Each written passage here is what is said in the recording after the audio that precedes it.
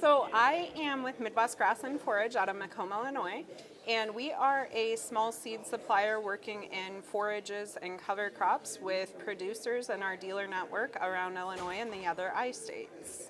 And give me an example of what you do.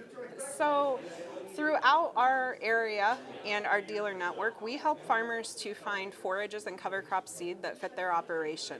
So a big part of my role is working on setting guys up for long-term success with cover crops. When we go to add a cover crop to a farm operation, it can bring a lot of challenges with it as well as a lot of benefits.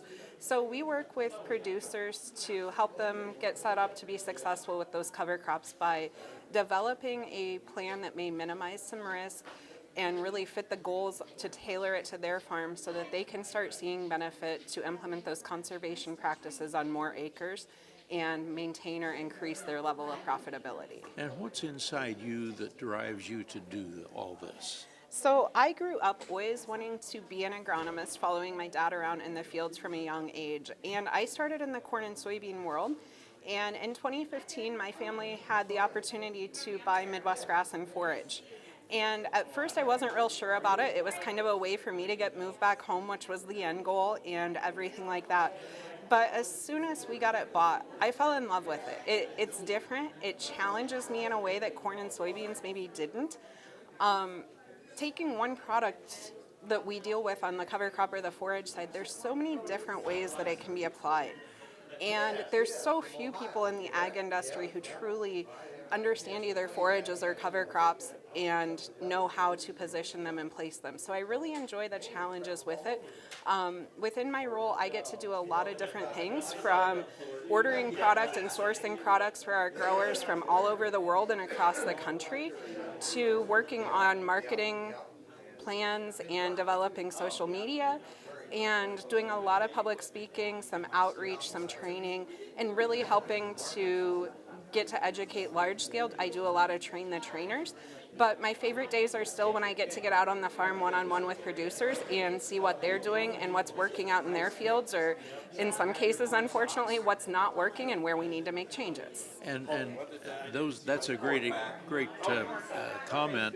Tell me where some of those producers could make the best changes that might surprise them, that they just didn't know that would happen, and you have shown them that it could.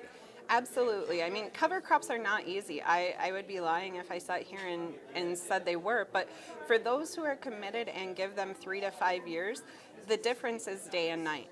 We really encourage producers getting started to commit to sticking with it on the same field 3 to 5 years consecutive so that they can see those differences.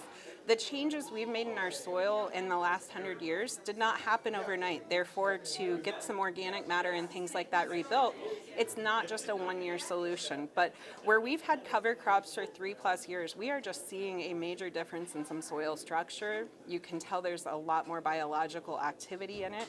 We're starting to see some guys have a lot of success getting some weeds back under control to where they can more effectively use herbicide to control them in fewer passes, lower rates, less products, etc.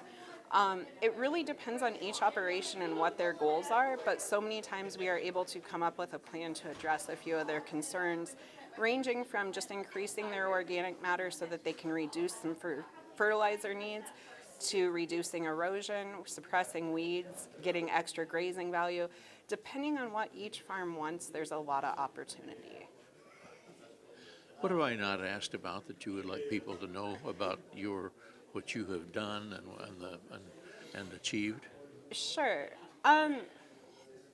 Probably the biggest thing that I feel Midwest Grass or myself can bring to the table is we're independent. So I have a few growers who I don't necessarily know that the idea they're running on their farm is one that I would suggest. I tend to not be a big fan of mixing the grains together. I've seen guys get into trouble when it comes to terminating the following year, but I have a couple guys that are doing that. And I'll be honest, I'm willing to admit that it's actually working really well for them. They haven't ran into any problems, and they're able to see the benefit from what they're doing. So I always enjoy being challenged, and I'll always be honest with a guy that, I don't know that I'd recommend that, but let's try it on a few acres and see how it goes.